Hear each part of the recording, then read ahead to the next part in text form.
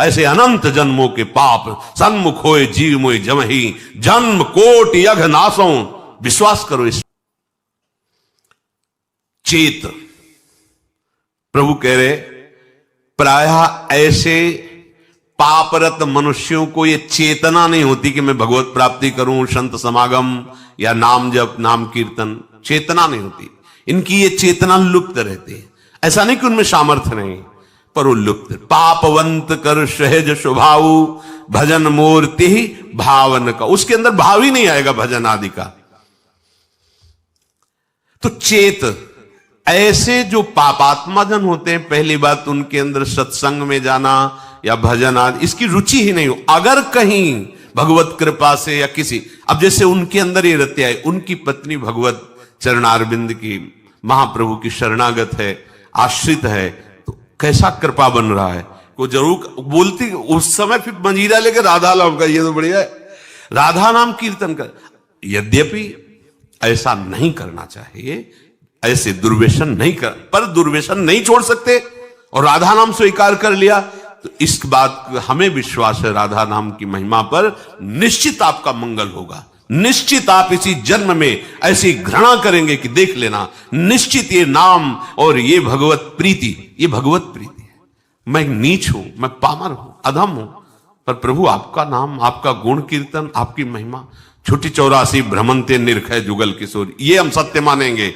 इस असत वृत्ति की सत्ता नहीं है, और इसकी राधा नाम की 84 जी की इसकी सत्ता है।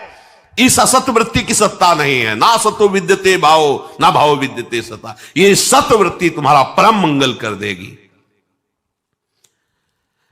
यदि किसी महापुरुष का संग हो जाए, ऐसी कोई घटना घट जाए, ऐसी परिस्थिति बिगड़ जाए, ऐसा वातावरण हो जाए कि उसे उससे ऊब करके किसी संत का आश्रय ले ले, महापुरुष का, तो कोई कितना भी बड़ा पापी हो, उनके प्रभाव से ऐसा दृढ़ निश्चय कर ही लेगा कि अब मुझे इस जन्म में भगवत प्राप्ति करनी है। वो संपूर्ण पापों से भली भांति तर जाएगा। सर्वम ज्ञान प्लवेनैव व्रजिनम संतरिष्यति। प्रकृति के कार्य, शरीर और संसार के संबंध से ही पाप होते हैं। जितने पाप होते हैं वो देहाभिमान जब होता है, और देहाभिमान में इंद्रियजन्य सुखों की भोग लालसा ही पाप कराती है।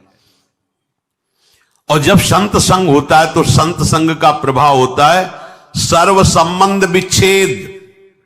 ध्यान दीजिए, आप सरिस चाहे सबकी ना, संतों का स्वभाव और प्रभाव आप सरिस जैसे वो हैं वैसे बनाना चाहते हैं, या आप सरिस चाहे आपको भगवत स्वरूप बनाना चाहते हैं। संतों के संग का प्रभाव सर्व संग पहो हिमाम, सर्व संबंध विच्छेद, शरीर से, अंतःकरण से, इंद्रियों से, शरीर संबंधियों से, भोगों से। अगर ये नहीं तो संत संग नहीं हो रहा है।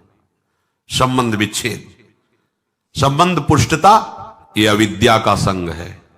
संबंध विच्छेद, यही ज्ञान है, यही अज्ञान के नाश का स्वरूप है। ये अहमता ममता एकमात्र प्रियालाल के चरणों में समर्पित, कोई संबंध नहीं। ध्यान देते हो इस बात पर? ओ नहीं, ये वो प्रपंच लादे घूम रहे हो। जैसी धरिवंश प्रपंच बंच सब, ये काल ब्याल को खायो, ये जिए जान श्याम श्यामापद, कमल संग शिरनायो। सर्वम ज्ञान प्लवेनैव व्रजिनम संतरिष्यति। जहां वो संत महापुरुष के संग के प्रभाव से सर्व संबंध विच्छेद हुआ, तो अब उसको तरना बाकी नहीं रह गया, तर गया। मूला भावे कुतः शाखा, जब मूल ही कट गया तो अब शाखा कहां टिकेगी? तो बोले मूल था शरीर, अंतःकरण और भोगों का संबंध, संत प्रभाव से वो हट गया। अब जो बचा वो भगवद आश्रय, भगवत प्रीति या स्वरूप बोध। यथैधांसि समिद्धोग्निर भस्मसात् कुरुते अर्जुन, ज्ञानाग्नि सर्वकर्माणि भस्मसात् कुरुते तथा। हे अर्जुन, जैसे प्रज्वलित अग्नि ईंधनों को सर्वथा भस्म कर देती है, बहुत अधिक पापी भी है। तो मेरी बात मान ले तो इस नौका पे बैठ जाएगा और पार हो जाएगा, ज्ञान रूपी नौका पे। जैसी तुम्हें पद्धति बताई उस तरह से चलोगे तो चाहे जितने बड़े पापी हो, तुम संसार समुद्र से पार हो जाओगे, परमानंद में डूब जाओगे। अपिचेदशि पापेभ्यः सर्वेभ्यः पापकृतमः। पाप करने वालों को पापकृत कहते हैं, अधिक पाप करने वालों को पापकृतर कहते हैं, और जो महापापी होता है उसे पापकृतम कहते हैं।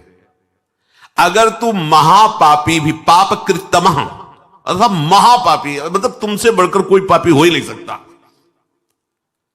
वो भी भगवत प्राप्ति करने का अधिकारी है यदि ऐसे चले जैसा भगवान ने बताया।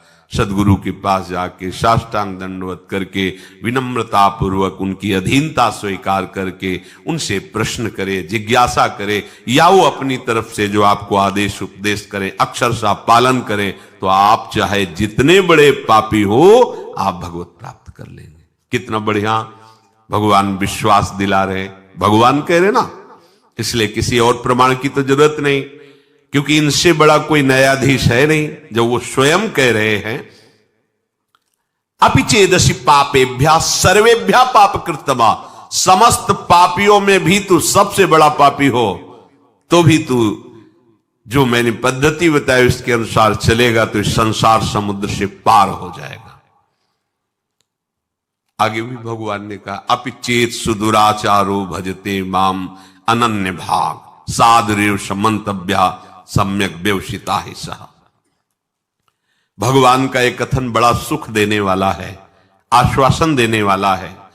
तात्पर्य यह है कि जो पापों का त्याग करके साधन में लगा हुआ है उसका तो कहना ही क्या है।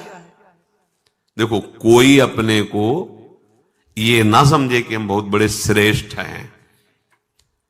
हम सबको उसी गंदगी से प्रभु ने उठाया है जिसे हम देखकर घृणा करते हैं ना, हम वहीं से हैं। बिल्कुल कहीं कोई श्रेष्ठता का अपने में आरोप न कर ले। श्रेष्ठ है तो सब श्रेष्ठ है, क्योंकि सब उसी से प्रकट है। और ये जितने विकार हैं इन्हीं से हमें उठाया गया है। हम इन्हीं में गिरे पड़े थे, अब भी गिरे पड़े हैं। अगर वो अपनी बाहुओं से सुरक्षित न रखे, अजान बाहु अभेद भुजदंड मूल पीनन ससानुकूल, अगर वो हमारी सुरक्षा ना करे तो अब भी हम वहीं फिसल के पहुंच जाएं। सबको ये बात समझनी चाहिए, कहीं इस बात का अहम ना आ जाए कि मैं श्रेष्ठ हूं, मैं महाभागवत हूं, मैं ज्ञानी हूं, मैं ब्रह्मबोध हूं। जो पापों का त्याग करके साधना में लग गए हैं उनका तो कहना ही क्या है। पर जिसने बहुत पाप किए हैं और पूर्वाभ्यास है पाप करने का, अब उसके उद्धार का क्या उपाय हो सकता है। जिसने पाप किए और उसको ग्लानि हुई और छोड़ करके पाप और सदगुरु की शरण होके साधन में लग गया, उसमें तो संशय ही नहीं, वो तो जाएगा ही जाएगा प्रभु के पास।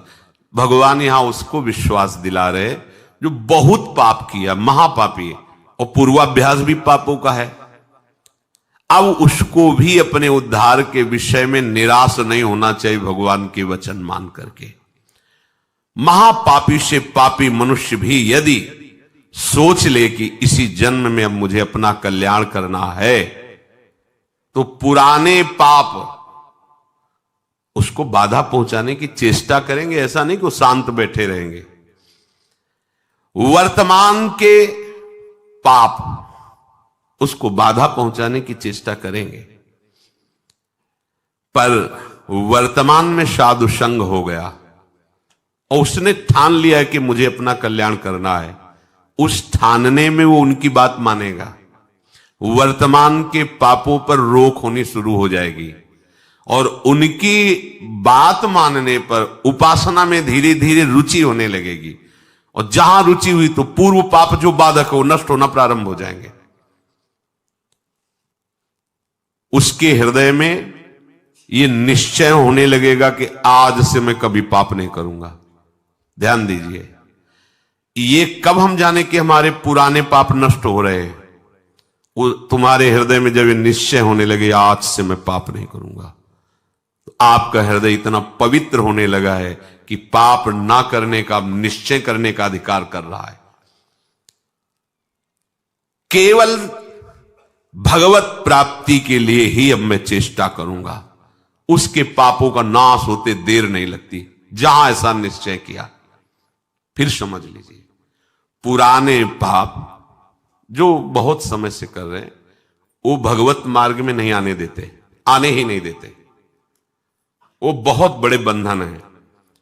कहीं भगवत कृपा से साधु समागम के शब्द पड़े और ये लगा कि मैं तो महान पाप करने वाला नीच हूं, मेरा कल्याण कैसे होगा? देखो वचनों का प्रभाव, सत्संग सुनने से मेरा कल्याण कैसे होगा, ये बात आ गई। अच्छा, कल्याण तो साधु महात्माओं के संग से, सत्संग से होता है, पर मेरा अभ्यास वर्तमान में पाप करने का कैसे बनेगा? उनके समीप गया, अपने कल्याण के लिए जो चेष्टा करनी चाहिए वो संत महात्मा बताने लगे। उनके शासन में ध्यान रखना है। यदि आप जैसे वाल्मीकि जी ब्रह्म के समान हो गए तो उन्होंने संत का शासन स्वीकार कर लिया। जब तक हम ना आवे तब तक ये बैठे रहना, तो नाम सीधा नहीं जप सकते तो उल्टा जपो, मरा मरा मरा, सिद्ध हो गए। संत का शासन संपूर्ण दुर्वासना और पाप का नाश करने के लिए होता है। जहां उस संत का शासन स्वीकार किया तो हृदय में बात आने लगती है, अब लो नशानी, अब ना नशा, बहुत पाप किया, अब नहीं करूंगा, हो गया। ये जब आने लगे तो जान लो पूर्व जो पाप बाधक थे वो नष्ट हो गए। तभी ये बात